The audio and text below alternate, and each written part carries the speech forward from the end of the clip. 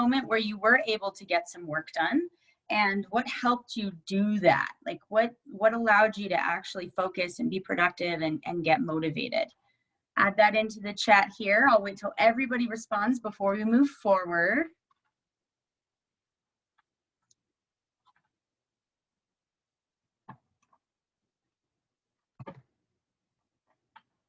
Okay, let's see. So Andres says listening to music helps him. I find it really helpful for me too. It kind of makes me feel like I'm still enjoying myself while working. Let's see, Rigo's doing the same thing, listening to music. Natalie, that's a problem. I don't stay productive or motivated. I know it's so hard, Natalie, and we're going to talk a little bit today about how we might be able to do that. Let me pull up our slides here. I keep forgetting. Let's see what else. Jasmine says music as well. Jade says just get up early and just push yourself. Jade, I really like that because like a big part of the battle is simply just being like, do it. Like have the willpower to set your alarm, get out of bed and do what you got to do. Like that's half of the battle and really what's going to get you the farthest. But I know sometimes that's really hard to do, right? So I have a few tips and tricks that we can talk about today to help with that. I find that some of these things work well for me on some days and some other days they don't.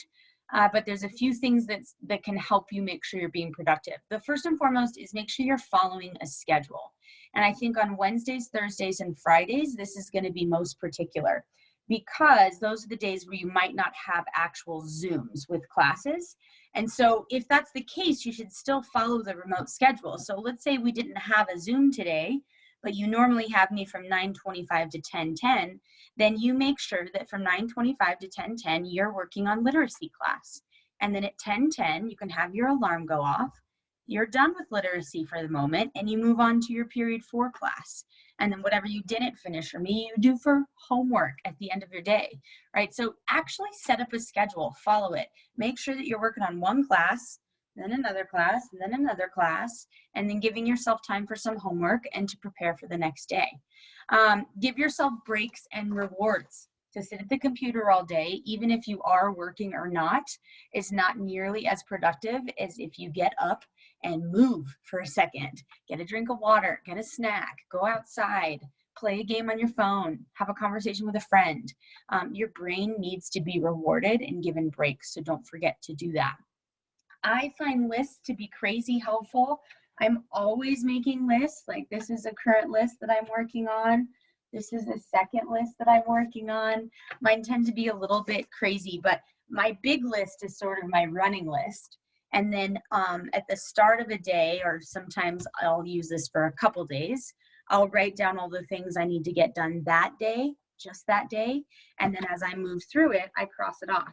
So ideally, these are all tasks that only take about 20 minutes. So make sure to chunk things down. If you have a whole essay to write, don't make one of your to-do items write essay. That's a huge thing to do. Instead, maybe one of your to-do items is write the introduction, right? Keep it small, chunk it down. You can write a paragraph in 20 minutes. You are totally capable of doing that. So if you can break it down into smaller 20-minute pieces, sometimes it's a little easier to manage. When you're sitting down to do schoolwork, do not open anything else. Don't open YouTube. Don't open Facebook or Instagram or Snapchat or TikTok or a game or whatever else it is, right? If it is work time, it is work time. So maybe you leave your phone in another room. I did that yesterday. I accidentally left my phone in the living room for like 2 hours and I never once looked at it because I was just in my work and it wasn't dinging and distracting me. So a lot of this is about like setting goals and saying, I'm going to finish this today. And some of it is about organizing yourself so that you have the time and the space to do it all. But at the end of the day, you have to have a plan. Create a plan and try to stick to it and then adjust it if it's not working for you. This is an old saying that I used to hear, I think from like a teacher or someone, but if you plan, if you fail to plan, then you plan to fail, right? Planning is a big part of making sure things go successfully. Okay, so as you're moving through remote work, keep like taking note. What's working for you? What's not?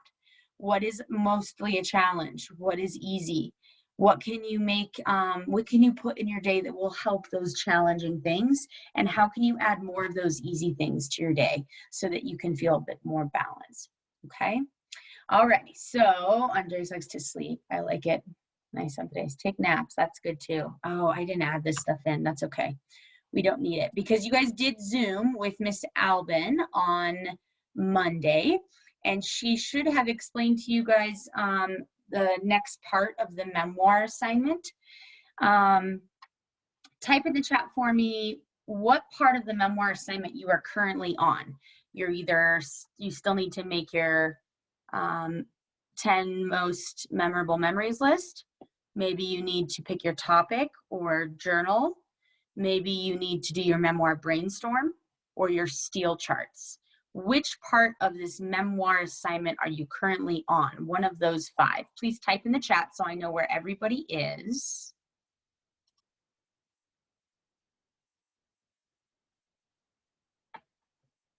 Nice, just waiting on a few more answers here.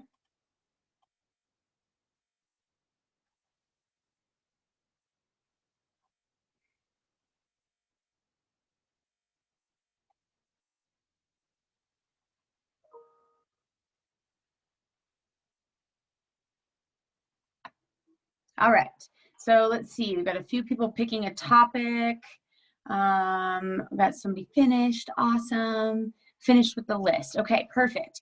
So for the people who are on here right now, to move on to the actual story might feel kind of heavy, but I'm going to in a moment.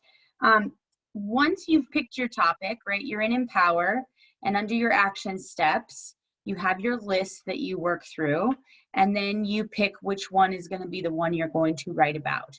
Before you actually start writing your story, you need to complete your memoir brainstorm, and you need to complete a steel chart for your 2 main characters.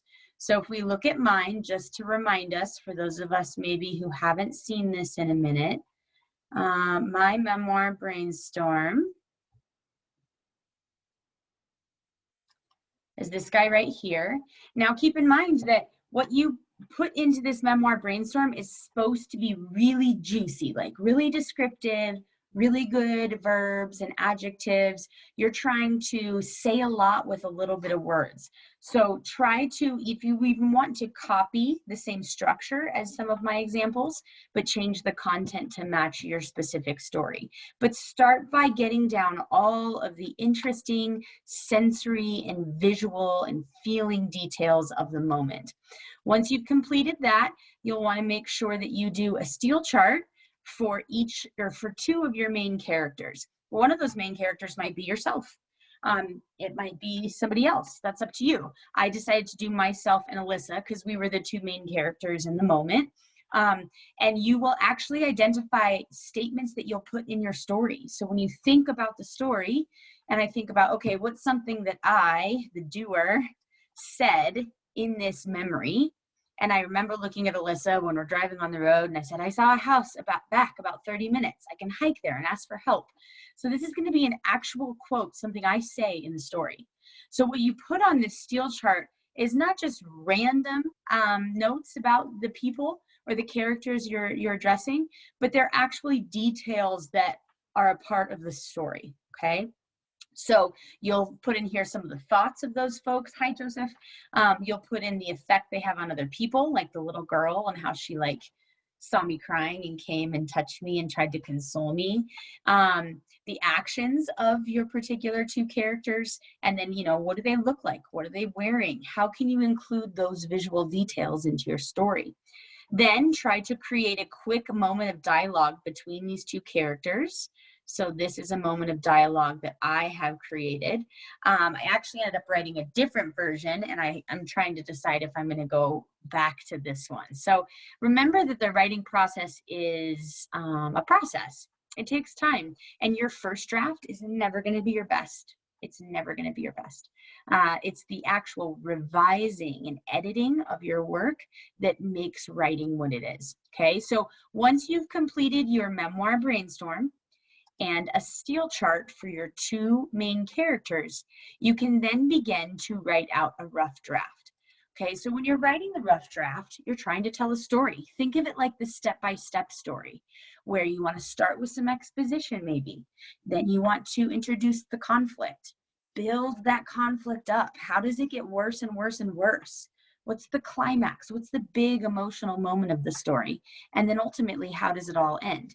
Try to use metaphors and sensory details. So when I went to go write mine, I pulled up my steel chart, I pulled up my memoir brainstorm, and I had those things open on my two computers ready to roll so that as I started to write my story, I could pull this exact sentence from my brainstorm and put it in the story where it belongs. I could copy and paste this exact sentence and put it in the story where it belongs. Okay, so your goal for class today, if you haven't yet, is to make sure that you submit this brainstorm and that you submit your steel chart for your two main characters. If you've already completed that task, then your goal today is to submit a rough draft for your story. Now, this is a flash memoir. It's going to be from 1 to 2 pages. So you want to shoot to not make it more than 2 pages. But your first draft might be longer than that, and that's okay. So today what I want to do is show you my draft so far. It is not done. It's still in the process of being created. As of right now, I've got 2 pages of my story, and I'm not done with it yet. So I already know that as I continue to finish this story, I'm going to need to be more concise and cut out some of the extra details that are unnecessary so I can fit the page limit. Hi, Miss Alvin. Hi, everyone. Sorry I'm late. My meeting ran over. No worries. You're good. I didn't even necessarily, expect you to be here if you couldn't be. I just wanted to make sure to Zoom with everybody since I couldn't be with them on Monday. Yeah, I'm happy to listen in and see what's up. Nice. Cool. So I was just talking to them about how their focus today is to make sure that they've submitted their memoir brainstorm and their steel chart for their 2 main characters. If they haven't done that yet, then that's their only focus for today. If you have submitted those things already, then your focus is to write a rough draft. So Ms. Alvin, I was just about to read to them my first draft of my story about our car getting stuck in the jungle. Okay, so as I'm reading this story, guys, you can read along with me because I'm showing it up here on my screen for you. I've currently named it Pura Vida, and I'll talk more about that in the future. You might not have a good title for your story yet, so that's okay. You can just put the word title there and come back to that idea later.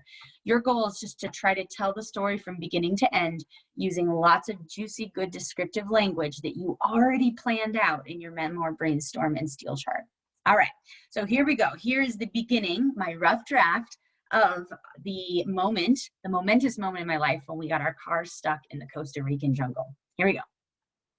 My best friend Alyssa and I decided to free fall through Costa Rica, letting the winds determine our destinations. What we stumbled upon was a magical place, found a typo, the Osa Peninsula, full of color and full of life.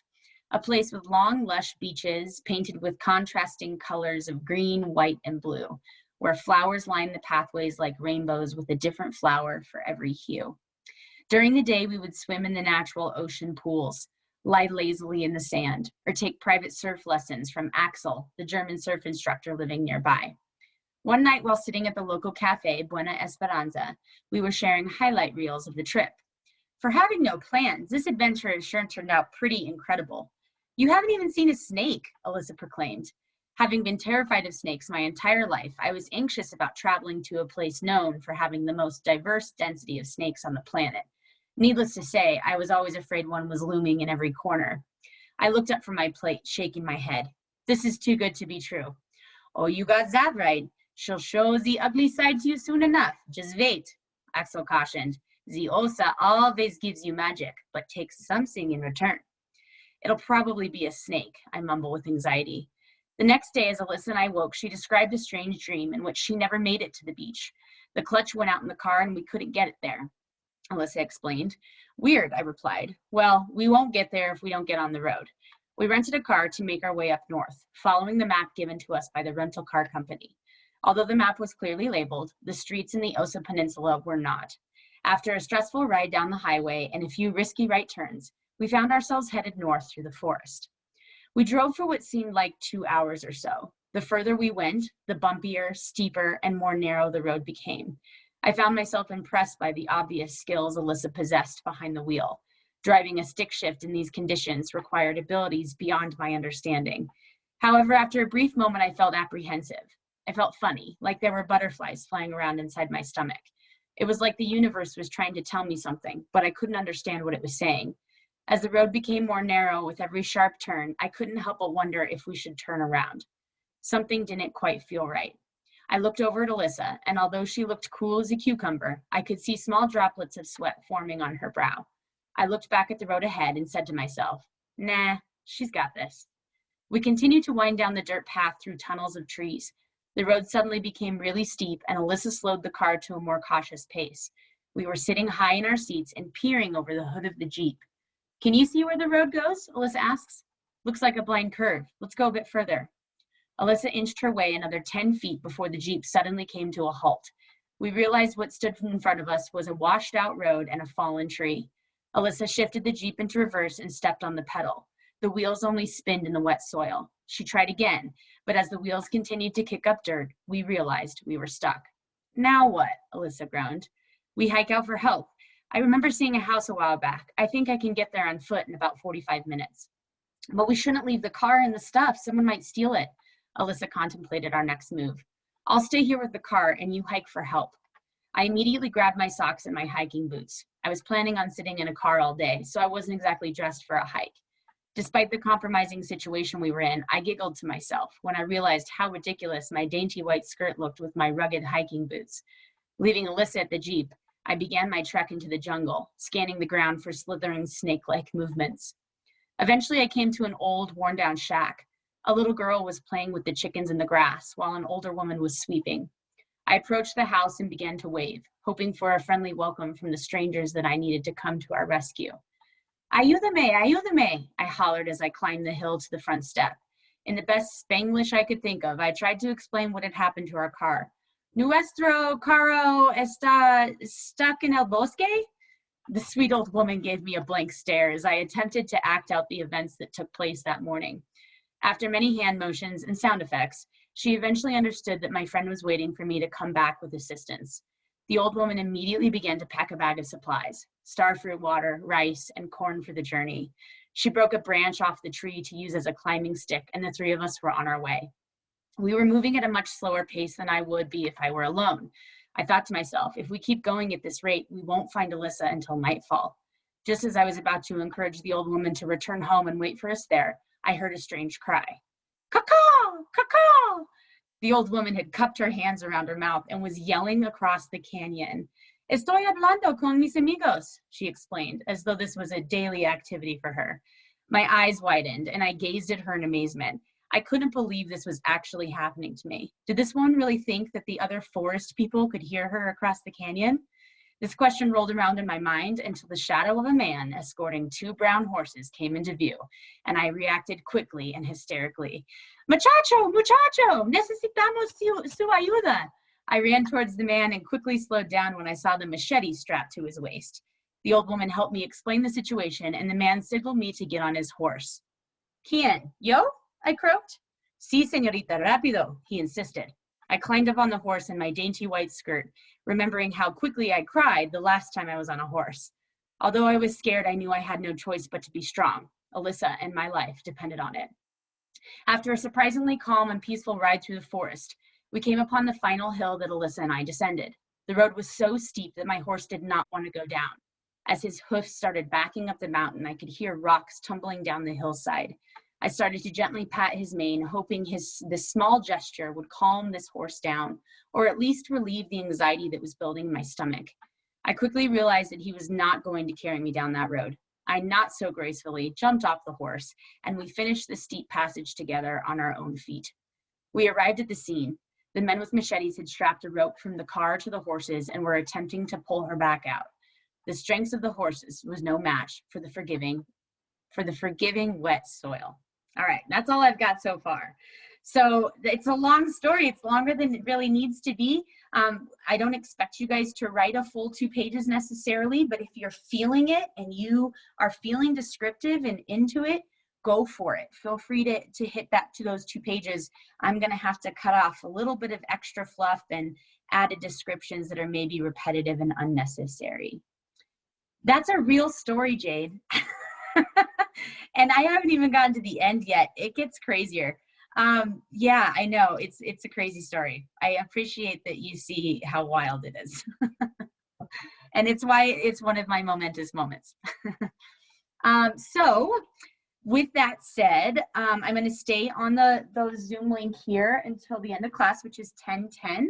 So if you want help talking through your ideas, your story, picking a topic, you can stay on the line and we can make that happen. Otherwise, at this point, you're welcome to take off and go do your work, which first would be your memoir brainstorm. Turn that in if you haven't. Your steel chart, turn that in if you haven't. If you turn those 2 things in, that's all the work you have to do for me today. If you want to continue forward, you might submit or just start your rough draft. Your rough draft isn't actually going to be due until next week, right before we go to break. So you do not have to turn that in today, but you have to turn in something today for attendance. So if you're ahead of the game, then you might turn in your rough draft.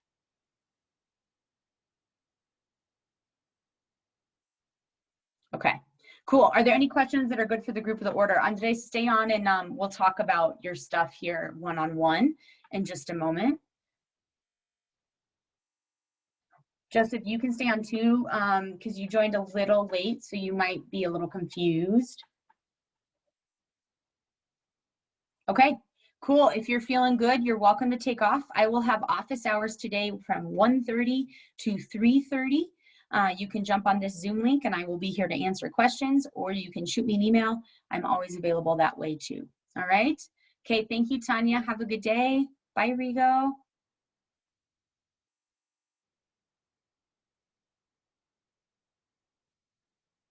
Oh, Andres, you leaving? Did you want to stay on and get help with your story?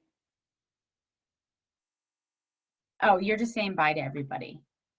You're so nice. All right. Hey, Zeus, Jasmine, how you 2 feeling? Do you need any help? No, Jasmine said bye. Good to go.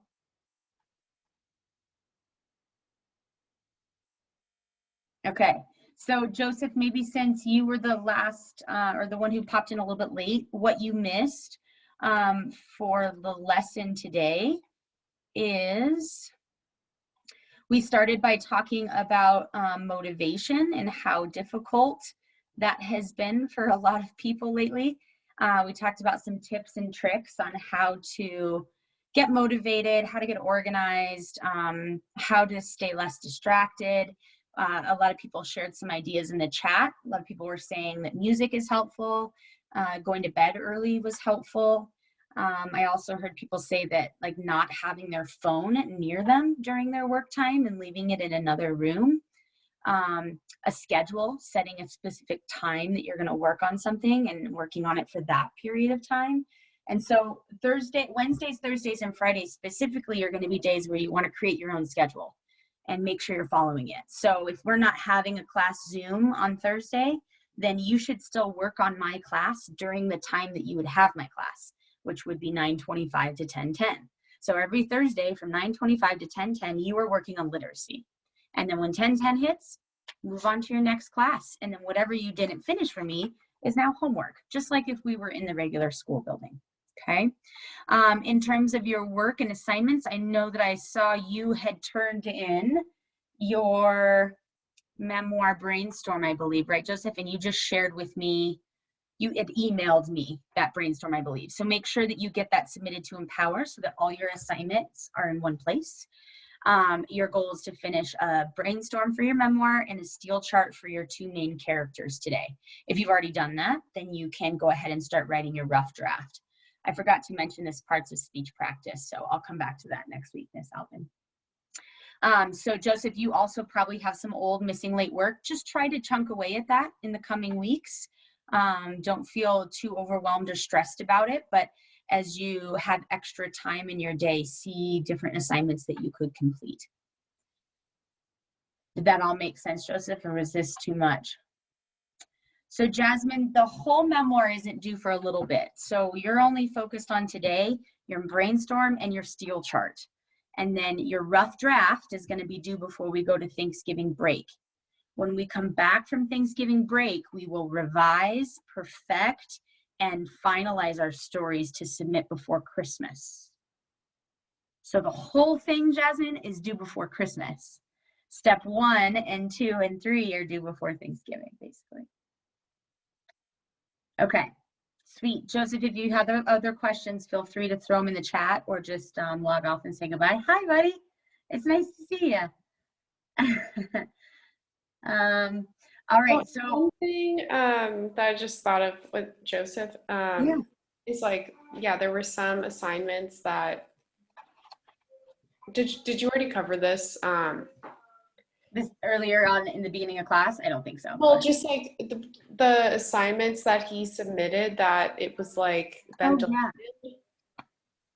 I think that was it was like an error. Is that what was happening, right, Joseph? It won't like upload correctly? Or was that Natalie? Bye, Joseph. Well, I thought it was Joseph, but yeah, the comments I left, I can't remember if that was Jasmine or Joseph, but like when I tried to open it, it wouldn't show. It would error out. Did you try to open it, Miss Alvin? Did it work for you? I'll try it right now. I just saw the messages and I wanted to make sure we were like good before Joseph left. Yeah, cool.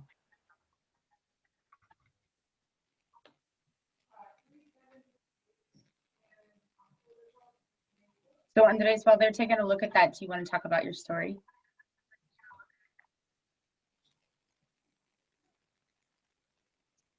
No? You want to wait till no one else is around? Okay.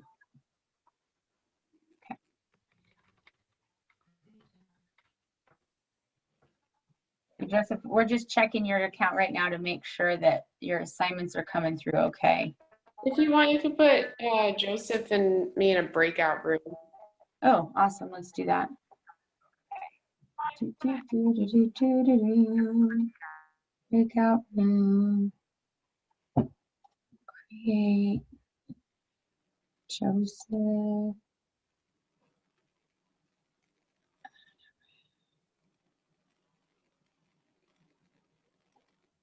Two.